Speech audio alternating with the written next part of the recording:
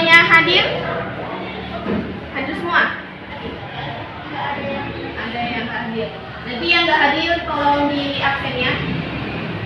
Jadi, anak-anak ibu, materi kita pada pagi hari ini adalah mengenai masyarakat Indonesia pada masa praaksara, Hindu-Buddha, dan Islam. Buka ya.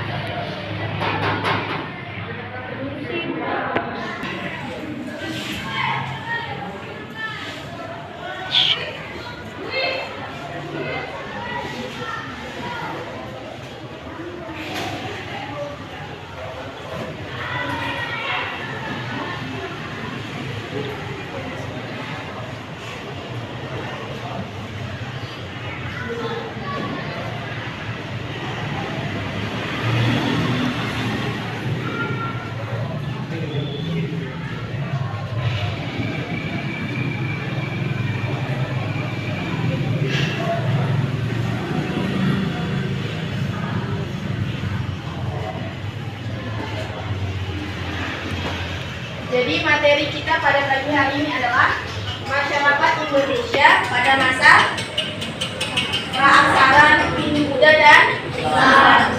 Nah, sebelum Indonesia menjadi seperti ini kan pelajaran sejarah, kita harus juga mengingat bagaimana sejarah Indonesia pada zaman dahulu kala. Nah, ada zaman Indonesia sebelum Indonesia merdeka. Nah, ketika itu Indonesia dijajah oleh bangsa asing. Sebelum masuk ke bangsa Indonesia dijajah oleh bangsa asing, Indonesia juga mengalami masa zaman praaksara, Hindu-Buddha, dan juga Islam. Nah, jadi di sini Ibu akan membahas tentang praaksara. Artinya zaman purba itu sebelum manusia mengenal tulisan. Zaman purba itu bisa kita kenal kayak, coba tengok bukunya, halaman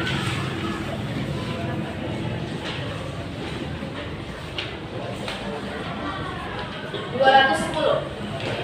Nah, itulah ciri-ciri atau kehidupan pada masa zaman manusia purba. Nah, kalau kita sekarang sudah bisa mengenakan baju dengan rapi dari atas sampai bawah, mata kaki tertutup dengan topan. Nah, kalau pada masa zaman manusia purba, mereka tidak mengenakan baju. Ibaratnya nggak ada busana lah.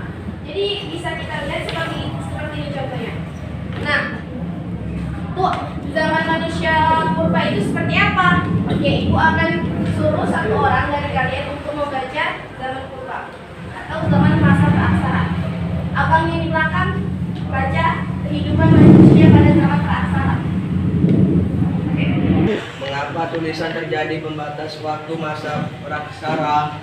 Aksara atau tulisan adalah hasil kebudayaan manusia. Fungsi utama dari aksara ini adalah untuk berkomunikasi dan membaca tentang sesuatu. Sekelompok manusia yang telah mengenal tulisan biasanya meninggalkan catatan tertulis kepada generasi berikutnya. Catatan itu dapat berupa batu tertulis atau prasasti dan naskah-naskah kuno. Dari catatan tertulis tersebut kita dapat mengetahui kehidupan orang-orang zaman dahulu. Dengan demikian, penemuan aksara merupakan faktor penting untuk mengetahui satu peradaban. Nah, jadi dari bacaan ini kita dapat menunjukkan bahwasanya zaman praaksara itu sebelum manusia mengenal tulisan. Jadi di sini dikatakan bahwasanya udah cepat kawan. Pra itu artinya sebelum dan aksara berarti tulisan. Dengan demikian, yang dimaksud praaksara adalah masa manusia sebelum mengenal tulisan. Kalau sekarang kan kita dapat menulis kan? Kalau dulu orang itu belum bisa nulis.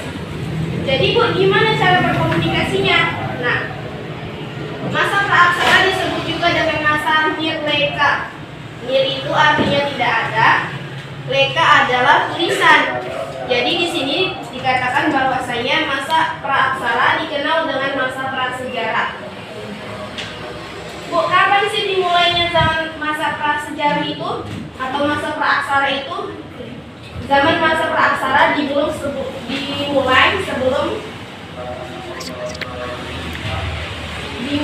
sebelum manusia mengenal tulisan. Kayak contoh di halaman yang tadi Ibu suruh. Nah, Bu, ciri-ciri mereka kayak mana? ciri-ciri mereka itu tadi nggak pakai busana, terus cari makanannya pun di hutan. Bagaimana cara orang itu menggunakan memasak makanannya, Bu? Kalau sekarang kan kita pakai kompor gas tuh. Nah, kalau orang itu dulu pakai batu itu digosok-gosok. Kalau misalnya kalian anak pramuka atau anak alam atau orang kalian anak alam, masih mereka menggunakan batu supaya bisa menghidupkan apinya. Nggak kayak sekarang pakai kompor. Nah, mereka masaknya misalnya pakai berburu di hutan. Hewan yang lewat di hutan itu apapun itu, baik halal maupun non halal, mereka masak. Yang penting mereka makan supaya mereka tetap hidup ke depannya. Jadi mereka pakai berburu.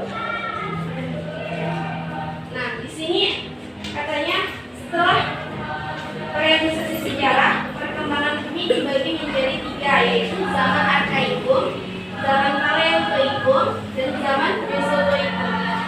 Kalian tahu film dinosaurus yang di TV itu, yang kayak T-Rex itu?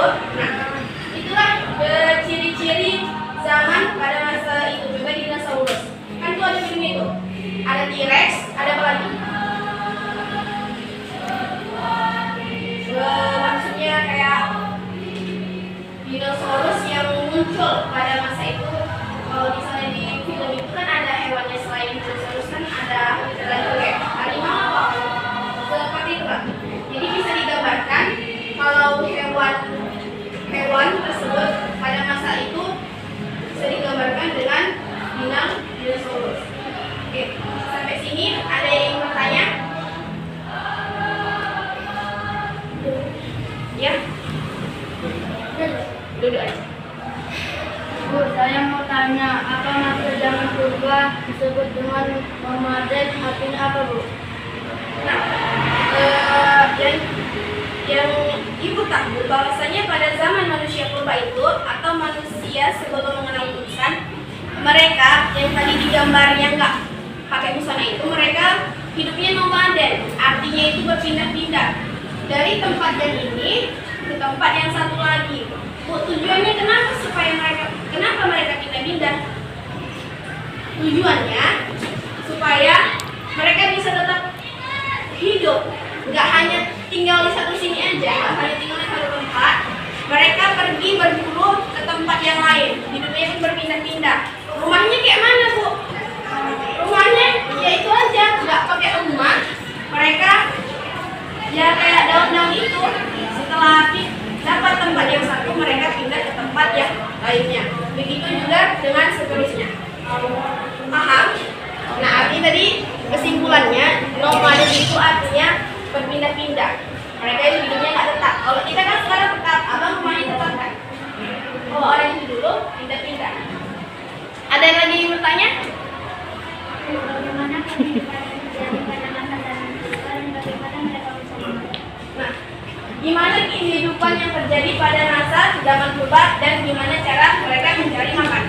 Seperti yang ibu jelaskan tadi di masa praksana tentang nomaden, kehidupannya mereka berpindah-pindah, cari makanannya pun pindah-pindah, nggak hanya di satu tempat. Mereka pindah ke cari tempat yang lain. Misalnya di hutan A, mereka pindah ke hutan B. Apa yang ada di hutan B itulah yang mereka makan. Makanya pakai apa, Bu? Misalnya buah, ataupun mereka jumpai daun, ataupun kayak tanda kutipnya kayak buah ya. Nah, seperti itu. Nggak mandang halal atau haram. Yang penting mereka tetap makan supaya mereka hidup. Seperti itu kehidupan pada masa zaman manusia purba dan mereka mencari makan seperti itu. Jadi kesimpulannya adalah zaman manusia purba itu adalah zaman sebelum manusia mengenal tulisan. Sampai sini paham? Jadi di sini ibu akan setelah ibu jelaskan, ibu akan kasih kalian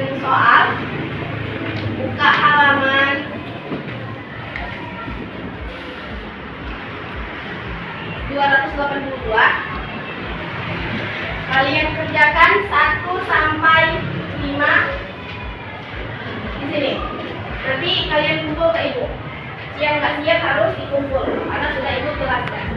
Oke? Sekian dan terima kasih. Mari bersama-sama kita mengucapkan hamdalah. Alhamdulillahirabbil alamin.